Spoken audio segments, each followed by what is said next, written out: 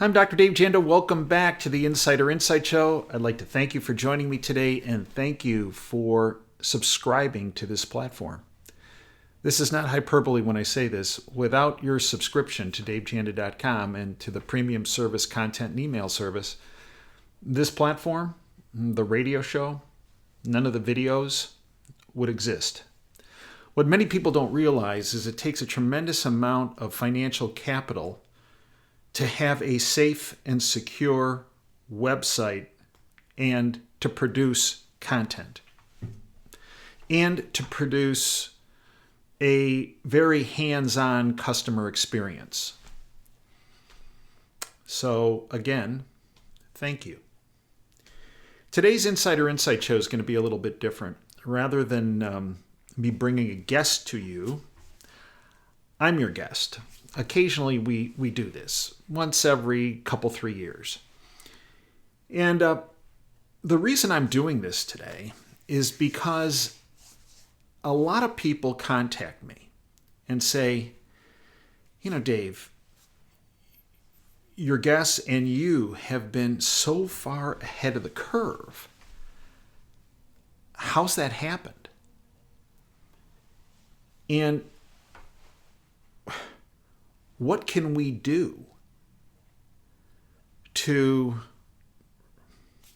in light of what happened in Baltimore, right this ship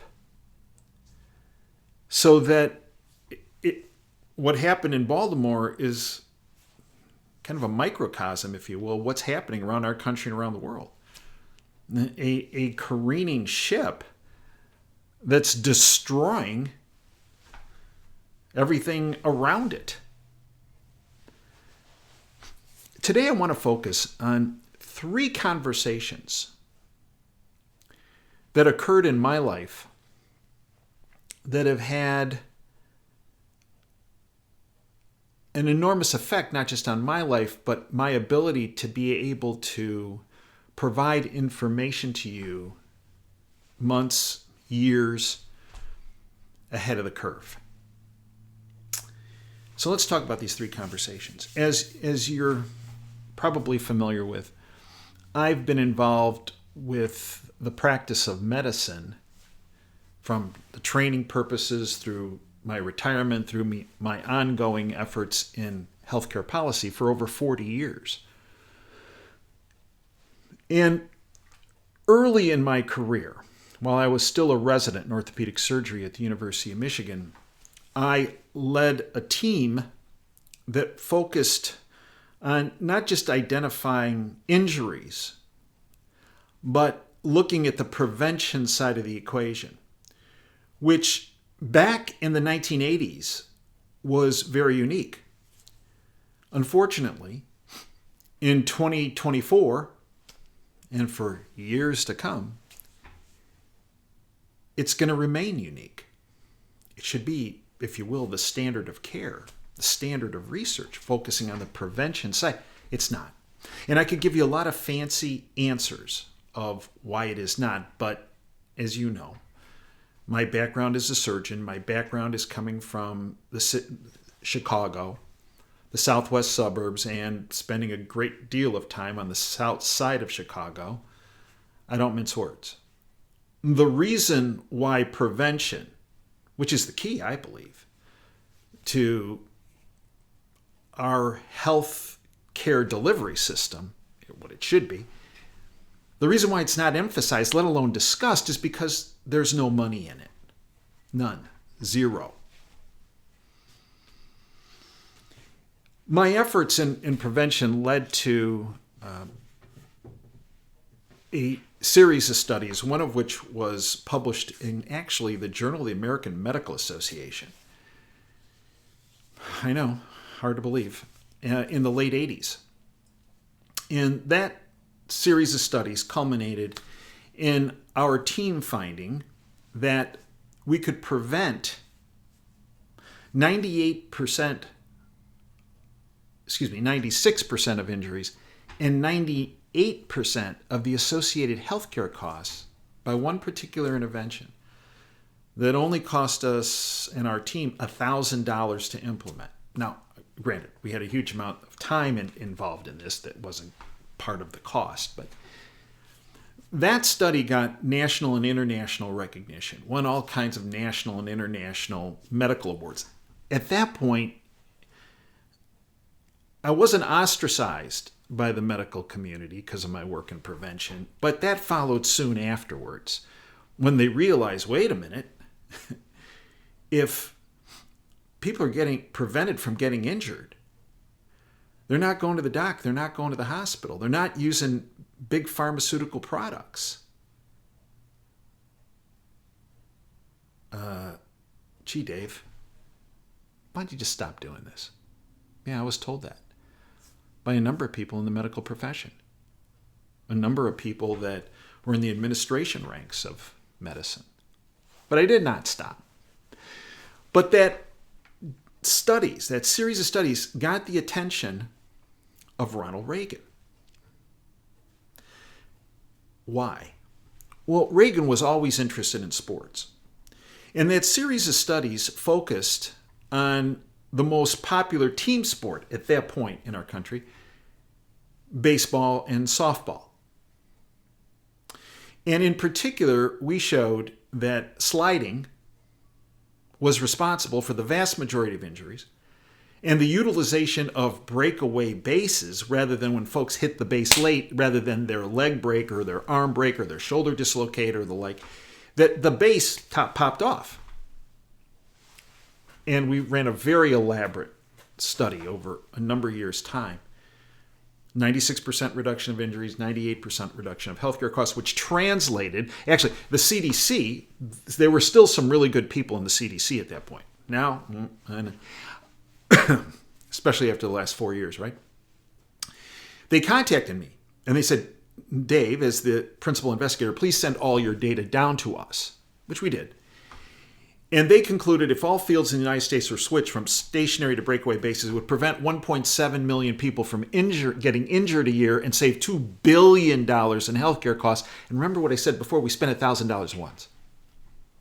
And when it comes to prevention, that's not the exception to the rule, it is the rule. A very small outlay in expenditures has an enormous reduction in not just alleviating pain and suffering and injuries, but costs. So if you really want to, my contention has always been, if you really want to cut healthcare costs, don't ration care, don't manipulate healthcare need. Prevent healthcare need. But there's no money in that. Which is why the organization I founded, the Institute for Preventative Sports Medicine, you hear our research, I talk about it on those Power of Prevention segments of our radio show. It's why the Institute, it's the only organization of its kind in the world that solely focuses on prevention. So Reagan was interested because he, being a big-time actor, was involved in a celebrity softball game at one point and slid into a base and broke his leg, his femur. Was in traction. Right now we put intramedullary rods down so that you can get up and go. Back then it was traction for weeks on end, a couple, 3 months. And when he was in traction is when he decided, when he couldn't get out there and do his acting gig, he decided that he was going to go into politics. Ronald Reagan heard about our studies because there was some press in the Washington Press Corps about our work and the huge ramifications it had of preventing injuries, and asked his staff to get in touch with me to have me come to Washington as a consultant and work on healthcare policy with then Surgeon General C. Everett Koop. And that's what happened in the spring of '88, which brings me to the first of the three conversations that have had an enormous effect in my life, impact on my life, and also gave me incredible insight that's applicable today, which will explain a lot of what's going on. And you've heard me say this hundreds of times, that there's one political party in Washington. It's called the Republicrats. It's owned and operated by a criminal syndicate, the banking syndicate. the New World Order crowd, the globalist syndicate, the globalist cult, the shadow government, whatever you want to call it, the deep state, it's all the same thing. Run by the banking syndicate. And at the top of that pyramid is the banking families. Now, in the spring of 1988, when I first went to Washington to work on healthcare policy, when I went to the White House, they had an introductory meeting of the newbies, if you will, the new folks working on policy. This is at the end of the Reagan administration. Remember, the election occurred in November of 88. This is in April, end of April, beginning of May of 88. And one of President Reagan's top assistants, her name was Kathy, came in the room where we were there and said, okay, you folks here, thank you for coming. You are our consultants on various aspects of domestic policy. We want to set the foundation for you. And it's based on President Reagan's foundation, and he articulated this in a speech. And you can get on your favorite search engine and look. When he was supporting Barry Goldwater for president in 1964, he gave what was called the freedom versus oppression speech or up-down speech. It just Reagan, Barry Goldwater endorsement speech. You'll find it. I play parts of it on our radio show. I have for years. And the essence of what Kathy, President Reagan's assistant, told us was, look, the right-left axis is theater. When you present policy to the president, never, ever have it based on the right-left axis. The right-left axis is meant to divide people, to keep the American public at odds with each other so they don't realize who's really doing the dirty, if you will.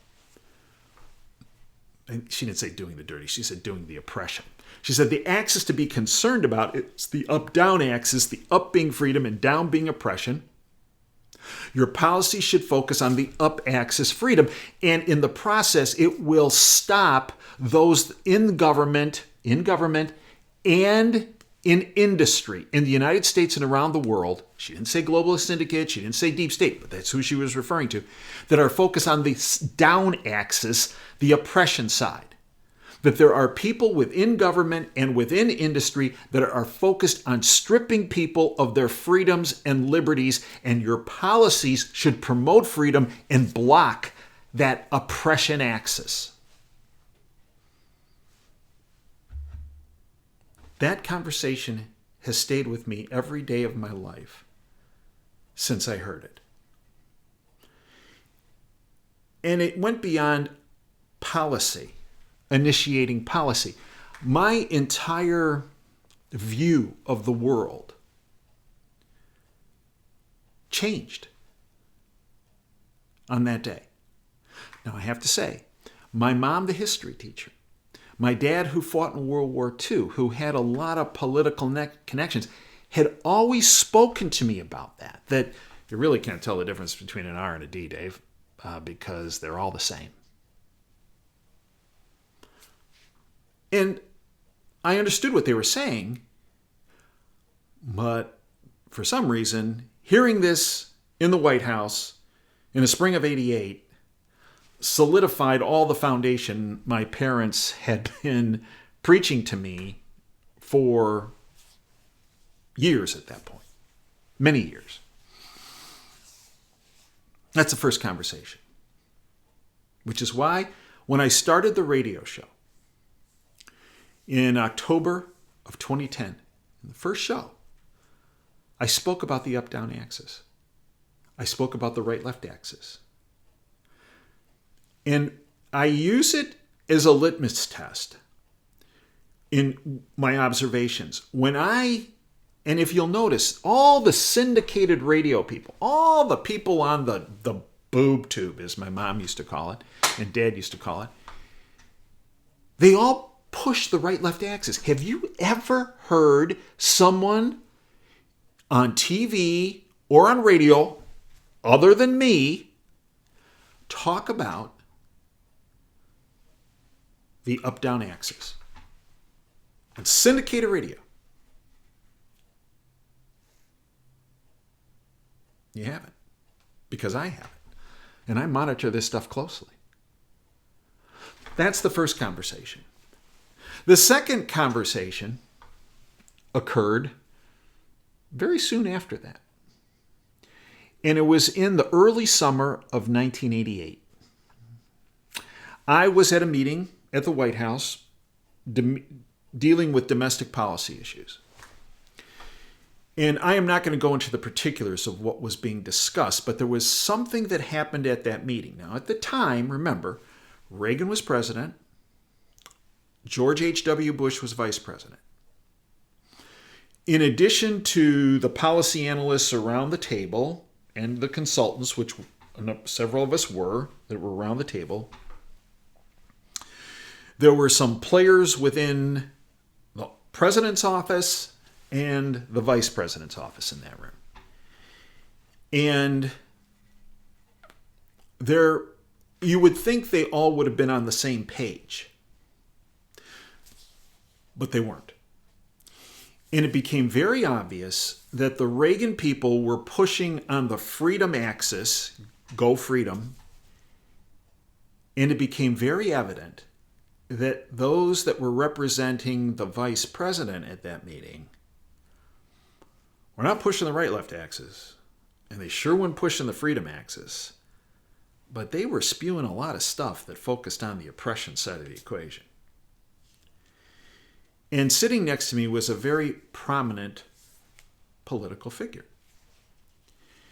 and household name to this day. No longer alive, but household name. And I leaned over and whispered to this person, "What is going on here?" I mean, it got to be very heated.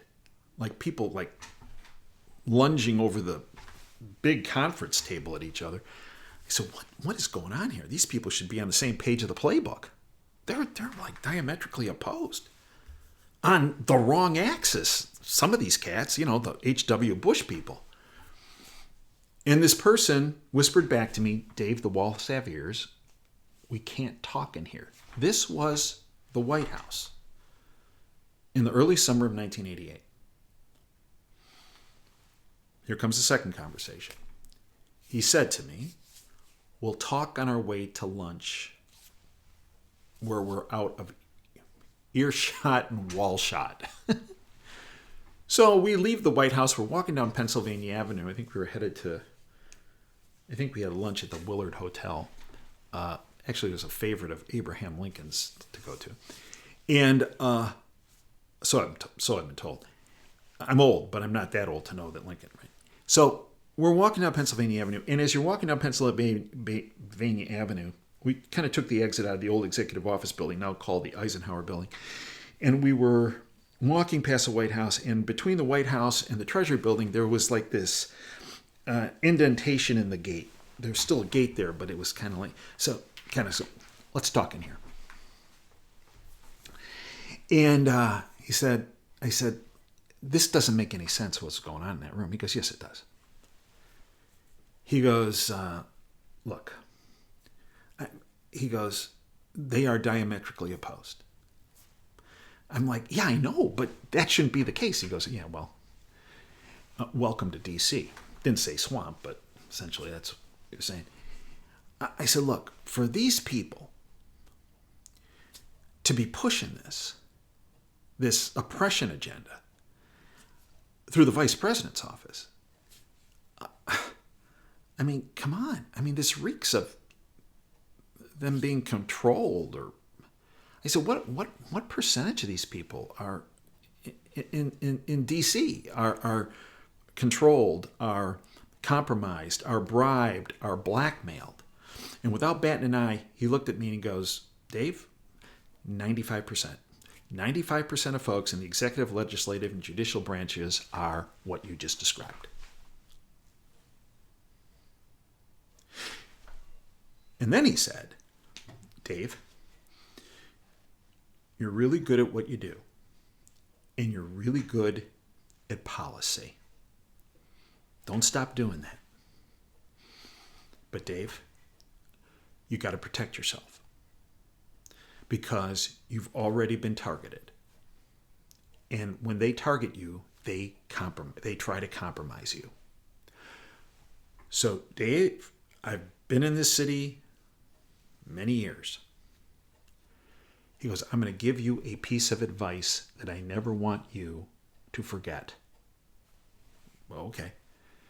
He goes, never go to any private parties associated with government. You got it? He goes, if it's a private party at the White House with Reagan, you're fine. But anywhere else in D.C., and he said, including the vice president's residence, never go. He goes, you can go out to dinner, you can go in public, you can go out to a movie, you can go to a ball game, you can do with anybody you want, male or female. But never, ever go to a private event associated with government. Either in D.C. or back home or anywhere. Do you understand? Yeah. But I'm not a party guy. No, Dave, you don't have to be a party guy. You're not. Because you're a family guy. I get it. He goes, but so were a lot of other people that came to this town. And they're not in such good shape right now. Because, Dave, here's what happens. You get invited to Senator so-and-so's house to watch a ball game. And you go to the ball game, and you watch the game at this house. And you notice there's really good food. And there's a lot of lovely people. And there's alcohol. And you notice there's kids there. A number of kids. And you're thinking, why does Senator so-and-so have his kids here? And why does Senator so-and-so not only have his kids here, but his kids' friends here? This is kind of weird. And he goes, Dave, you don't drink. So you drink your Coca-Cola or your iced tea. And all of a sudden you start to feel really kind of faint. And you feel very lightheaded. And someone says, oh, Dave, you're not feeling well. Let's just help you lie down for a little bit and you'll feel better. And the next thing you remember, you wake up hours later and there's a picture, a Polaroid on your chest, that camera that they used to do instantaneous pictures. Picture on your chest of you laying there next to a kid. And they got you, Dave. You didn't do anything wrong. You got your drink Mickey'd. You didn't know what, you were out of it. You had no idea. You were passed out. They got you, Dave. Now, over time, I came to learn the term for that was called brownstoning, because the houses in Georgetown are brownstone houses. You know, these townhouses, 3-4 stories, and it's called brownstoning. Second conversation. Now, if that person, so needless to say, I took that person's advice and obviously saved myself a lot of grief in some respects, in many respects. Targeted me for being clean, which you're going to hear about in the third conversation.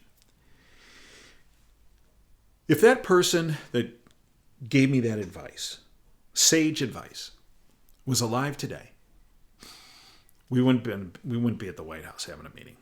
But let's say we're walking down Pennsylvania Avenue for old time's sake to go to the Willard Hotel to have lunch. And I said to this person, so remember back in 88, you said 95% of people in this town are compromised, bribed, blackmailed, controlled, you name it, right? What percentage do you think it is now? I believe he would look at me and say 99.9%.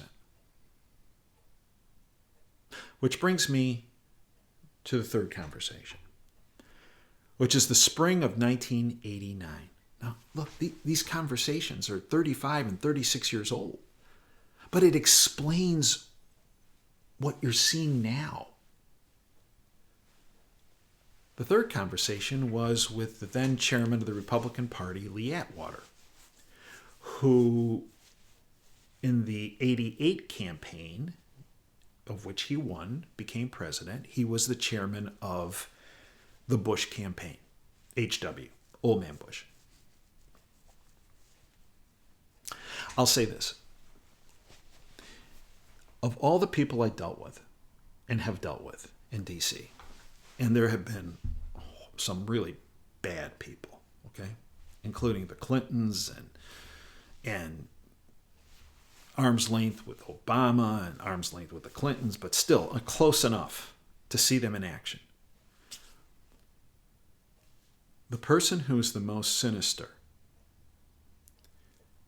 that I saw, that I experienced, was Old Man Bush. He wasn't that little grandpa, folks. Oh, he's just, Mm-mm.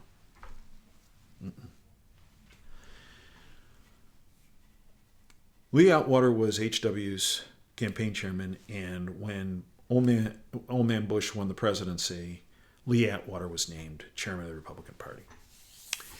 In the spring of 1989, I was summoned, and remember, I had been working on healthcare policy with Dr. Koop and a number of people in the domestic side for about a year at that point, a little over a year. And I was summoned to testify in front of Congress. And actually, that whole goat rodeo of testifying, I wrote about in my book, The Awakening of a Surgeon. And I won't bore you with the details of that, but it was actually kind of a very interesting situation. When I finished testifying, the interactions with people I had afterwards were interesting.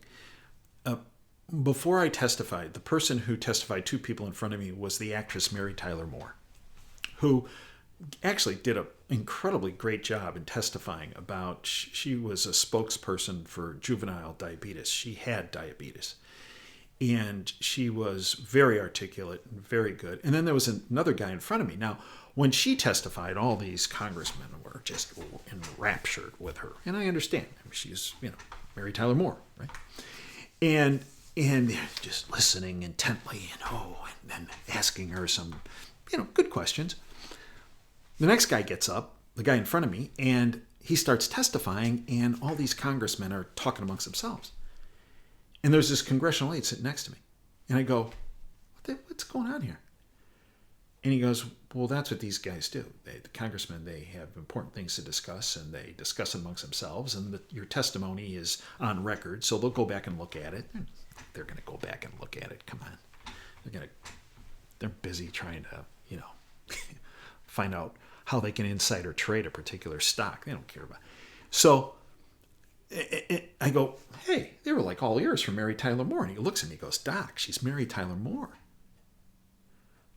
Okay, I get it.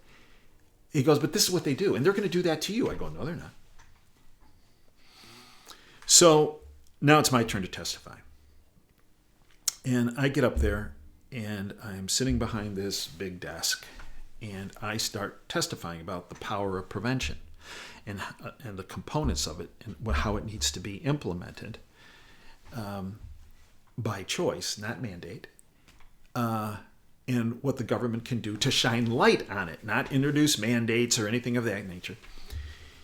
And I'm, I don't know, half a minute into it, and all these cats are talking to each other, just like with the last guy. So I stop, and the chairman of the committee was a guy, old-timer, had been there, I don't know, 40 years or something. His name was Natcher from Kentucky, globalist Democrat. And I stop, and I go, Chairman Natcher, if you have a question for me, please direct it to me, because the congressmen you're talking to have no idea what I'm talking about, and they will not answer your question. And he said, well, Dr. Janda, we're discussing some other important matters, and please go on with your testimony. I go, no. What? I said, no. Because you and this entire committee know nothing about what I'm speaking about, because you're always hearing about the rationing side of the equation and the manipulation side of the equation. You don't hear anything about the prevention side of the equation. So when you're done discussing your important issues, I'm going to start all over again. And if you start talking, I'm going to stop. And when you're done talking, I'm going to start all over again. He kind of looks at me like, oh, buddy, what do you... Ooh. I go, so solve your problems.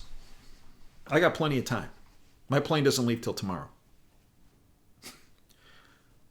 Well, Dr. Janda, he looks around. He goes, I think we're done discussing.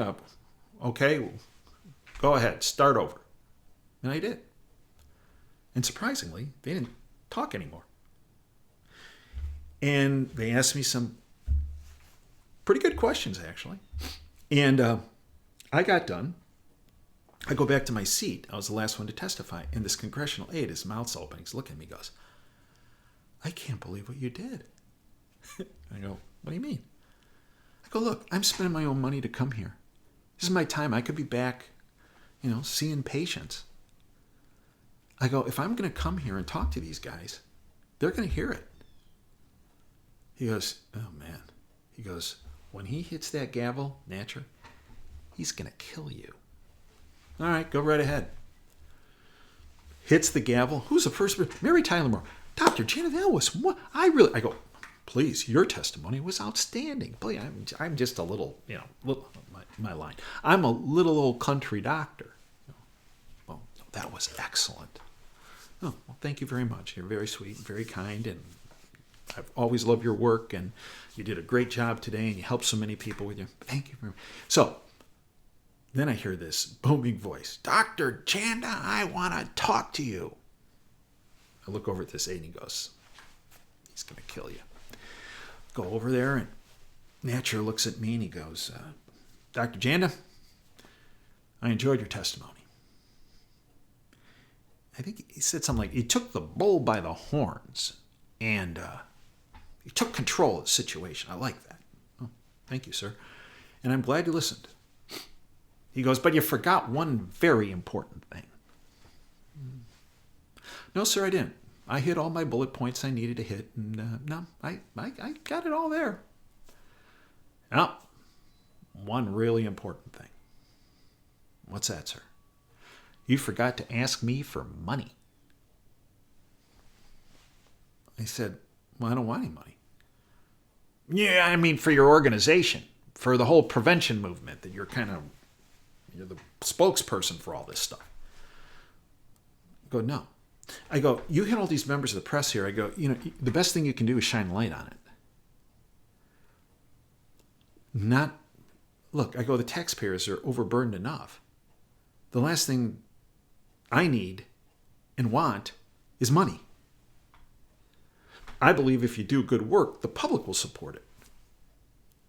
I was kind of wrong on that. The public did kind of support, does kind of, but very minimally, tiny. I mean, it's just sad, but true. He goes, you don't want any money? I go, no. He goes, Dr. Janda, I've been here for decades. In my entire time here, I've never heard that answer. I go, well, you have now. He just shook his head and walked away. So I go back, and this guy comes up to me. And I would never do this now. So I was a little bit naive, if you will. Maybe too trusting at that point, I guess. So, Dr. Janda, yeah, I represent the chairman of the Republican Party, Lee Atwater. Will you please come with me? He'd like to talk to you. All right. The guy had a great parking spot outside the Capitol. So, had to be pretty legit. Get in the car, drive over. It wasn't very long to get there. Get in front of this white building and go up to the, third or fourth floor, wherever it was. And he's sitting there. Dr. Janda, sit down. And above him was TV, C-SPAN's playing. He said, I watch you on C-SPAN. I've never seen anybody take Natcher apart that way. He goes, that was fantastic. And what you presented was great. So, well, thank you. He goes, I deal in the communications business. And you have an outstanding ability in how you can communicate with people. And you are going to be approached to run for political office. He He goes, this is what I do. And whether he said it's the House of Representatives or the Senate or governor, or he goes, and down the line, who knows? The sky's the limit with your abilities. You'll win. But he goes, let me give you some advice. Never run. Because they will kill you. And I don't mean figuratively. Now, I had no intention of running for political office then or any time before then or after then. Okay? So, having grown up in the construction industry, I'm used to hearing tough talk. And I said to him, so is that friendly advice or is that a threat? He looks at me and he goes, I like you a lot. I think you're really gifted. No, he goes, it's friendly advice. He goes, you know what? Stick with being a surgeon. Stick with doing all your TV appearances. Stick with your prevention. Stick with your research. Stick with your healthcare policy. Coop says you're great. Stick with all that. But never run for political office. And here's where it got a little creepy. He said, he goes, while you're coming over here and while you're testifying, he goes, I did a background check on you. He goes, understand something. I know you're happily married. I know you have a 1-year-old daughter with red hair at home. Ooh. I know you're well liked at work. You're a hard worker. But if you want your wife to not be a widow and you want your daughter to know who her daddy is, don't run for political office.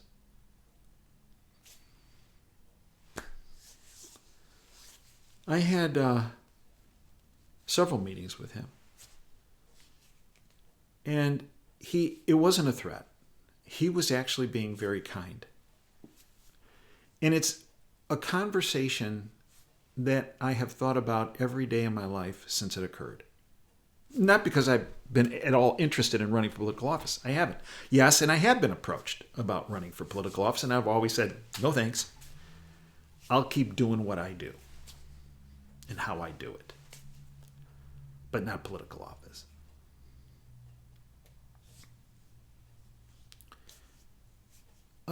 About a year after we had that conversation, he got sick, was diagnosed with brain cancer, and died about a year and a half after it became public that he had brain cancer. He was giving a speech, I believe, at the National Press Club, and I think it was in early 90, mid 90, and had a seizure, which can be one of the presenting symptoms of a brain tumor. And he had a very aggressive glioblastoma and ultimately succumbed to it. At the time, and I had talked to him, he was told he had 6 months to live right when this occurred, after this occurred. And I think he lasted about a year and a half. He's a tough guy.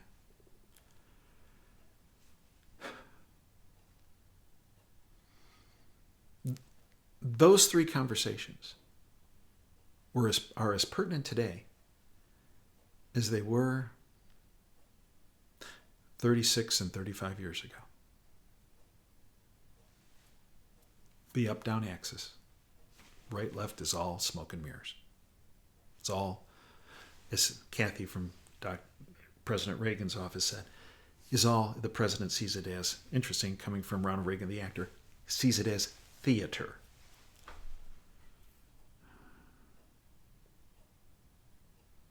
The second conversation about 95% of people being controlled It explains. Many people say, I don't understand how the R's, for example, or why the D's would think this is such a good idea. It's because they get their marching orders from the people who installed them. And they're all controlled, compromised, bribed, or blackmailed. I believe 99.9% at this point. That conversation in 88 was 95%. And then the third conversation about, you know what? The background on Uganda is you can't be controlled, that you can't be bought off, that you listen to advice that was given to you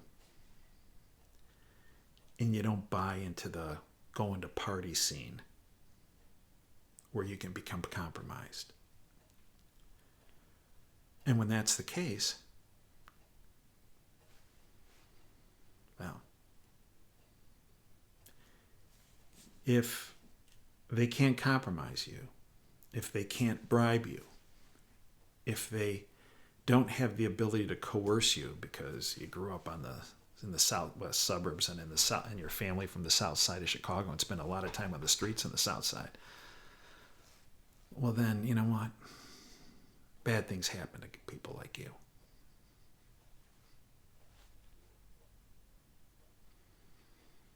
Those three conversations, in a nutshell, explain how we got to where we are today.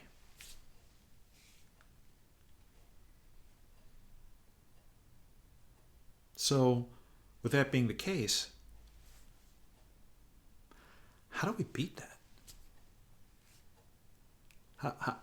How do we overcome that type of situation? And a lot of it is about what one of my guests, Paul Rosenberg, has spoken about. Work around the system. Create your own system to work around it.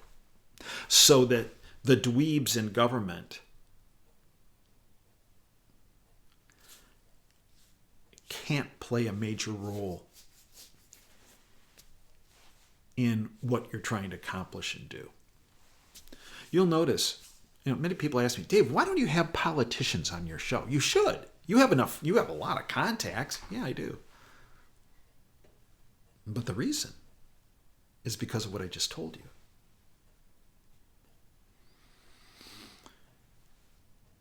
The key is letting them know, because this scares the daylights out of them, that you know what the score is. And you're watching them. And if they don't do what's necessary on the freedom axis, that you're going to find somebody to take their place. It scares them. There are two things that drive politicians. One, money. Their biggest concern is not having enough money to run for re-election. Their second big concern is when the public figures out in their district, in their state, in the nation, that they're not playing ball to help people, that they're not on the right side of an issue. All the lobbying money in the world, all the vote rigging in the world isn't enough. And they're going to get booted. This is why I implore people to the action side of the equation. Peaceful protest, peaceful interactions, but interactions, not sitting on the couch. Because my experience since the early days in 1988 is when, and you're going to get blowback. Look, when I dissected Obamacare, and I was the first one out there that dissected it and put it all on the table. I also was integrally involved with Senator Dole in taking down Hillary Care. Look, after, you get targeted. You just got to deal with it.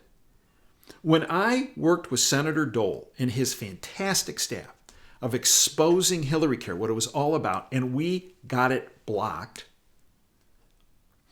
Every year from 1993 to when Clinton left office in 2000, my family and I were audited by the IRS. And every year, those agents actually were really above board. And they would say to our accountant, "We're sorry we have to do this, but you know why we have to do this." And within a couple hours, they would be like, "This is fine, we're out of here. Goodbye, thanks. Please say hi to the Mr. and Mrs. Dr. and Mrs. Janda. We're sorry."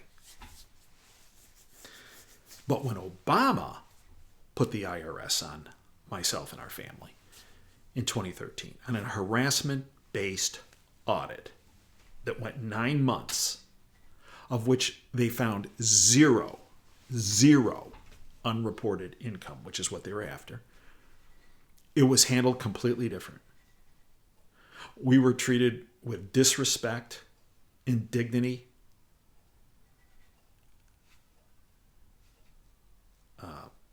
just terseness, animosity, hate. Why? Because I exposed the underbelly of Obamacare.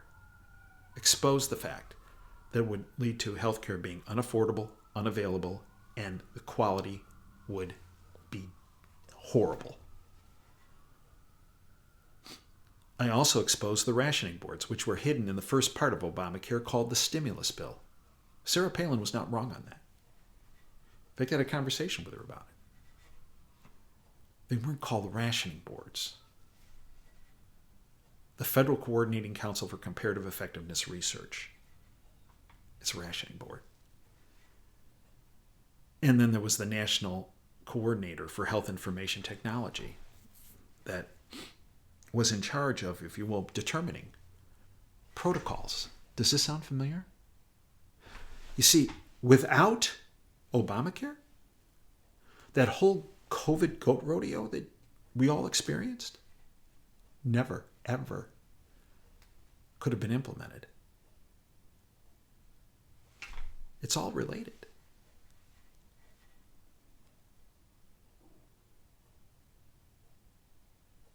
So the key is engagement. Peacefully engaging. And letting them know that you're wise to their con, to their operation. Because they won't flip 100%, but they do back off. Not just in their audits, but in what they're trying to do to strip people of their freedom and their liberty. Because there are more of us in huge quantities than there are of the members of the globalist syndicate and the cult and the lobbyists. Many people will say you cannot influence what happens. I disagree on that completely. But it takes numbers of us. Which is why I could see what was coming through Obamacare. And why in 2014 I told my partners that I was retiring and fighting a battle on healthcare policy, what I told them from a different perch, starting January 1st, 2017. Because I knew when the protocols were going to kick in. They doubted me at the time, but it didn't take long after January 1st, 2017, where a number of them contacted me and said, we thought you were kind of overstating this, but man, were you right? Yeah, unfortunately. But the reason I was right is because I did the legwork and the homework and actually read multiple times Obamacare and what was coming. And I knew if I stayed in the system, I could not fight. I didn't know COVID was coming. I didn't know any of that was coming. I knew something was coming that was going to adversely affect the health and welfare of every American. And I knew I could not fight it from within a system that the container ship had already hit the bridge, because the container ship hitting the bridge was Obamacare. And that's why I could see this coming. It's why I started the radio show in October 2010, because I knew I had to have something in place that had legs come the beginning of 2017. And we've utilized this platform to educate and empower millions of people around the world. They might not like what we have to say. And frankly, the vast majority of the time, I don't like having to say it. But it's the truth. And we base our information on facts and data and truth, and on the particular issue to present the components of the scientific method, whether it's on climate change or healthcare or the whatever it might be. Those three conversations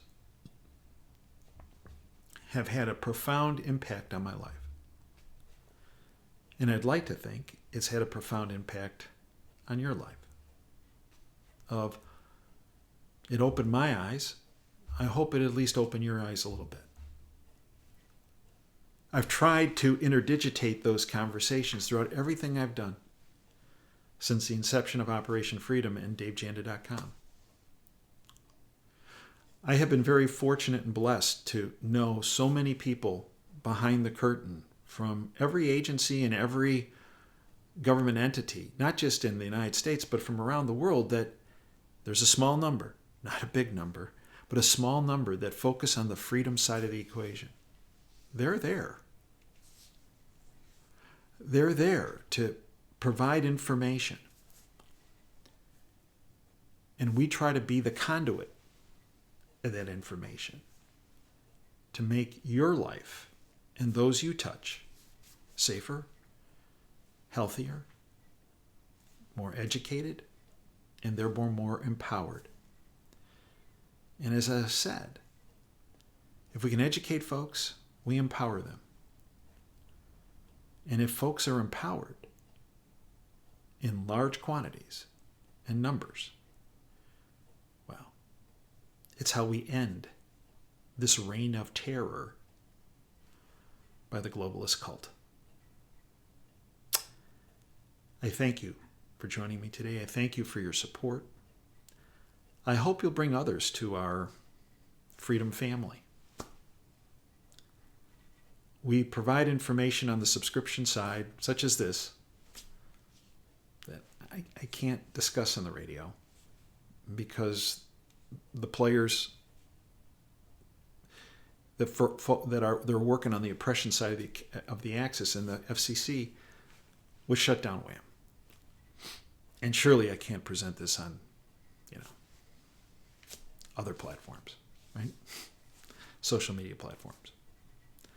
I mean, I'm still kicked off Twitter for saying on January 8th, 2021, COVID is the freedom-stripping virus that adversely affected the 2020 election. All points of fact. If I had to change anything of that quote over 3 years later, I would say COVID is the freedom-stripping bioweapon that adversely affected the 2020 election. It's important for us, and I know it's difficult, to tell people what they need to know. And it's obviously not what they want to hear. But it's our only way out. Because if we just keep our mouths shut like they want, sit on the couch like they want, watch their propagandized boob tube and listen to their syndicated radio pushing that right-left axis issues and divide and conquer stuff, then I'm afraid, as Franklin said about the Constitutional Republic when he came out of Independence Hall, What have you created, Mr. Franklin? A republic, ma'am, if you can keep it. Well, if we sit on the couch and we are mute, don't pass on information to all those we know and love, I think we're going to lose our republic.